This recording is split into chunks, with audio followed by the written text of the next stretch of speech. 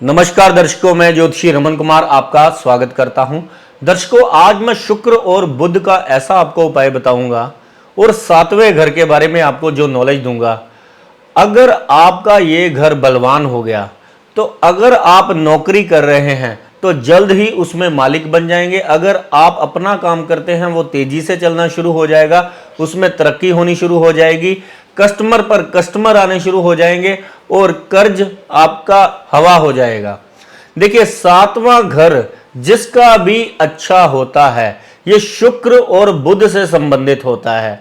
इसको ठीक करना इतना ज्यादा जरूरी है कि डेली रूटीन में जो हमें लोग मिलते हैं, जो हम डेली रूटीन में हमारे गले में पैसा आता है, ये सब सातवें घर से देखा जाता है।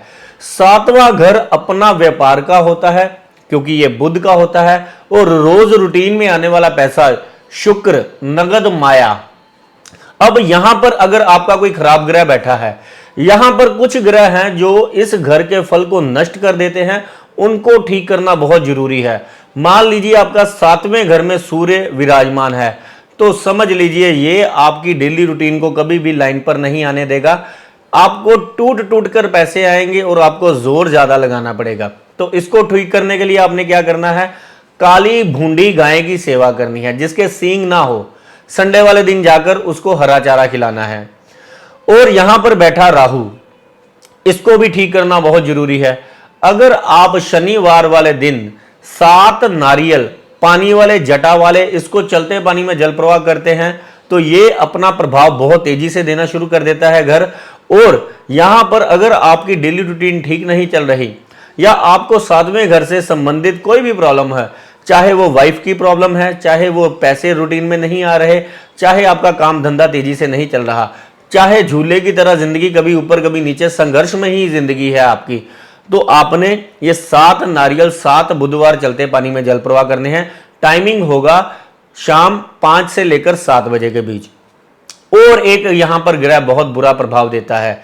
वैसे तो गुरु भी यहां पर बैठा जो होता है निम्न दर्जे का ही फायदा देता है, लेकिन ज्यादातर देखा गया है कि ऐसे इंसान को मेहनत ज्यादा करना पड़ता है, हैंड टू माउथ होता है। ऐसा इंसान जॉब कर कर ही खुश होता है या जिधर भी काम करता है उसको अपनी वैल्यू नहीं पता होती और इसको एक्सपैंड कैसे करना है वो कर नहीं पाता। यहां पर कहा गया है गुरु गृहस्थ में फंसा हुआ साधु, तो छोड़िए पहले लेकिन यहां पर गुरु बैठा जो है वो भी अच्छा फल नहीं देता, तो उसको भी हमने ठीक करना है। तो क्या करना है, 700 ग्राम चने की दाल 4 गुरुवार चलते पानी में जल प्रवाह कर दो या मंदिर में चढ़ा दो। और शुक्र और बुध यहां पर जो बैठे हैं और शनि देव अगर यहां पर दृष्टि डाल रहे हैं या यहां पर विराजमान है तो कोई नहीं रोक सकता आपका मकान पर मकान बनने को, कोई नहीं रोक सकता आपके कारोबार को चलने को, और कोई नहीं रोक सकता आपको ब्रांड बनने को। शुक्र, बुध और शनि से रिलेटेड क्या चीज है, काली गाय। अगर आप काली गाय की सेवा करते हैं रूटीन में, अगर वहां पर जाकर उसको काली गाय को हरी सब्जी खिलाते हैं, पालक हो सकता है, बाथू हो सकता है, या कोई भी हरी सब्जी अगर आप जाकर गौशाला में अगर गाय माता को खिलाते हैं तो ये सातवां घर एक्टिवेट हो जाता है। आप देखेंगे कि 43 दिन अगर आपने ये उपाय कर दिया है तो आपकी रूटीन में जो रोजमर्रा में चाहे एक कस्टमर आ रहा था 3 हो गए हैं, 3 आ रहे थे तो 10 हो गए हैं, 3 गुना ज्यादा ये तेजी से रिजल्ट देने लग पड़ता है। लेकिन यहां पर जो खराब ग्रह है सबसे पहले उसके उपाय करने बहुत जरूरी होते हैं। और दूसरे नंबर पर आपको अपना स्वभाव जो है बहुत ही ज्यादा चेंज करने की जरूरत पड़ती है, क्योंकि दुकानदार जो होता है अपना कामकाज करने वाले की जुबान मीठी होती है। और जब जब ये खराब ग्रह इस घर को प्रभावित करते हैं, ऐसा इंसान देखा गया है बहुत ही बदतमीज और बहुत ही जो है अपशब्द की प्रयोग करता है और अपनी दुकानदारी जो है अपनी बोली के कारण, अपनी वाणी के कारण जो है खराब कर लेता है और अकड़ कर बैठा रहता है। चाहे वो मॉडरेट हो ही नहीं पाता, उसकी सोच बढ़ ही नहीं पाती जब तक ये घर जो है खराब ग्रहों से दृष्ट होता है। तो ऐसे इंसान कभी भी ऊंचा उठ नहीं पाते। मैंने बहुत सारे ऐसे लोग देखे हैं जिनके ये घर बहुत पावरफुल थे, जब वो खराब ग्रहों की एज चली गई तब उन्होंने अपना काम कर लिया तो तरक्की करने लग पड़े। लेकिन जब तक उनको नहीं पता था ये उपायों के बारे में तो तब तक वो लोगों के नीचे काम कर रहे हैं, क्योंकि खराब ग्रह अपनी एज तक उसका पीछा नहीं छोड़ते। जैसे मान लीजिए किसी का राहु ग्रह है, तो राहु ग्रह किसी का यहां पर बैठा हुआ है, तो अगर उसको विरासत में अगर कुछ मिल गया है या तो वो खुद करने लग पड़ा है तो वो दूसरी बात है, लेकिन यहां पर अगर आप नौकरी कर रहे हैं तो 42 साल तक जो है आपको ये राहु उठने नहीं देगा, आपकी तरक्की नहीं होने देगा।